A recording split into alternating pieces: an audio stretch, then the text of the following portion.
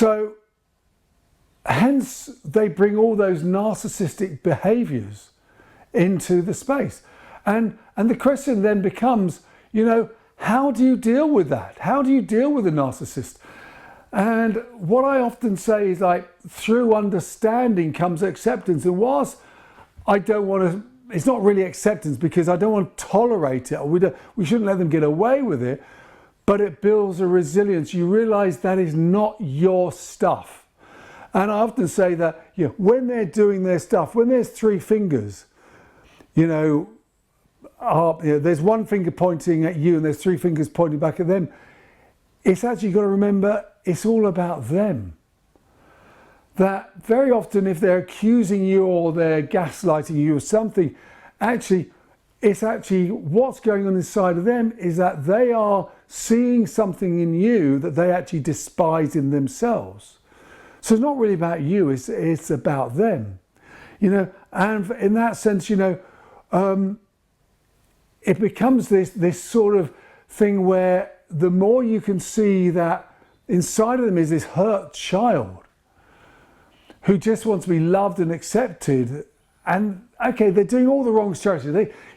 What other kids are naive? How do you know what the right strategies are? But they're trying this stuff out desperately, and so the more we can see the little child inside of them, the better it is. So we've got to put this sort of bubble around us and realize that you're talking to a child here, and therefore how would you really deal with a child? And I think actually to confront them is difficult, because to call them a narcissist, particularly in the toxic slur that surrounds her, bear in mind that shame is such a powerful driving force for them. To give them that at an eye level, you're a narcissist, it just goes to the very core of their wound, and they will either furiously reject it or be in such a place of denial about it. But it's very difficult to get there. And I appreciate they've hurt you. And I appreciate that you seek revenge and you want to punish them because of what they've done to you. But in many ways, you've got to be so careful of that, because it'll just be destructive on all sides. Now, what I want to encourage you to go and do is I want you to hold your boundaries, have very clear boundaries. And I want you to go back to them upon behavior, not identity. Because if you say, well, that is not tolerated, that is not acceptable, what you did just then is not acceptable, do it like that. Don't go to identity. Identity is so much more of a place that causes massive big ruptures. So stay at the behavior level. Now, how can I help an individual with narcissistic personality? Look, there's a lot of work being done in this area, and actually, it's sort of like counterintuitive what you think, because actually what it's actually saying is what you need to do with these people is you need to do even more sort of, excuse the word, sucking up to them. You need to give them an empathic attunement to make them feel really understood, accepted and prized. And we have to what we call pace to lead, because you've got to remember what we're fundamentally doing is we are helping to do that long-term work of reparenting them, nourishing their underdeveloped real nuclear self that was left in that, unfinished state. So we as the psychotherapists got to go back in there and rebuild it. And we've got to give them what their parent didn't do. So, what Kahoot talks about is we're pulled, we're drawn through transference to do three things for them. They want us to basically mirror them, to say, look how wonderful, like a mother would normally do, prize them. We've got to twin with them. Hey, we're together, we're like this, and we've got to idolize them. And when we do that, we start to build that internal self-structure. They really do feel, yeah, I am good inside. And then what we then need to do, we then need to start doing, after you've done a lot of that, and you need a lot of that, before we start moving to what Kahoot talks about, optimal frustration, where we start get the slow pulling apart very gently, not too much, and they realize that they can actually cope with this stuff and they are okay. And we continue to build that. And so eventually they build their internal self-structure to the point that they can now let go of that external false self of who they are. And the other thing we're doing, we're really trying to be a role model for relationship, because in many cases they control relationships. They keep you at arm's length because they've been hurt and damaged in the past by this, and they don't want to be hurt by that, so they're going to control it. But what they fundamentally need is they need to really connect with people. So therefore we need to create a place of acceptance, non-judgment, that they can be accepted, even in their worst spaces, because that's what fundamentally is the hole they need to have filled.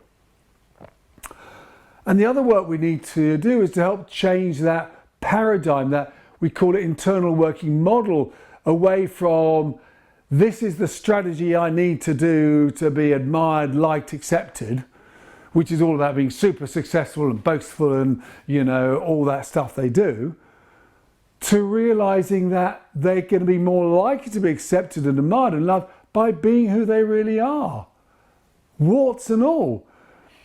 And so we've got to really help them see themselves for who they really are, because at both ends of the spectrum, they have a completely misguided sense of who they are. At the one end, of the bottom end, they think it's going to be much worse, much more damaged, much more bad and worthless and unlovable, which they're not.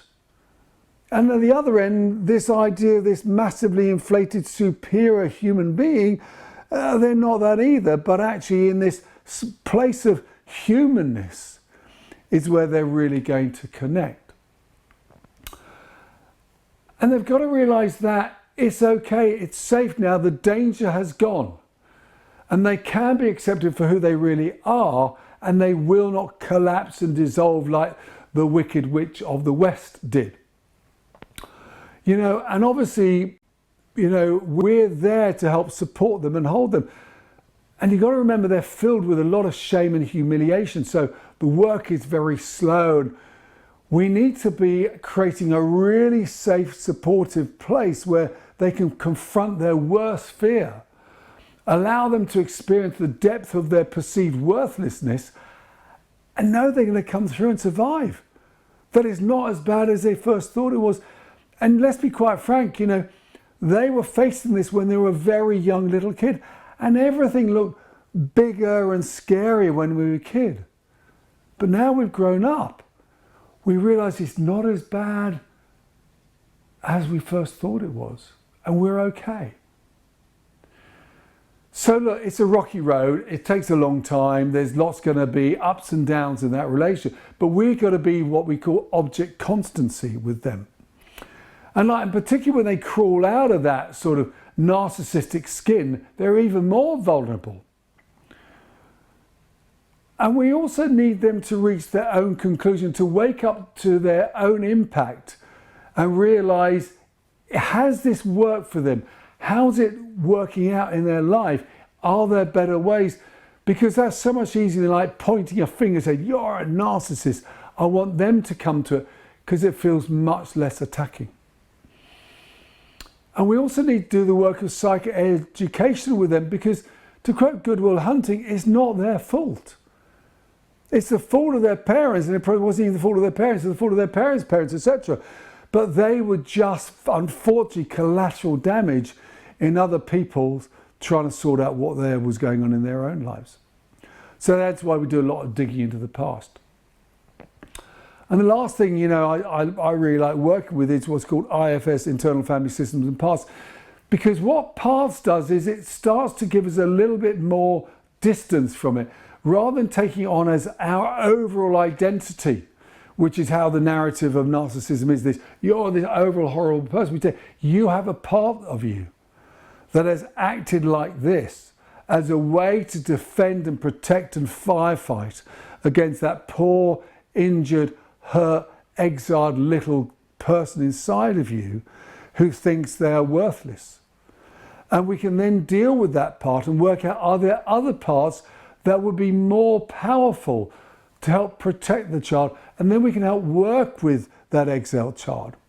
So all this is critical work, but I fundamentally believe that we can help a lot with someone who has got, a tendency towards narcissistic behaviours and practices.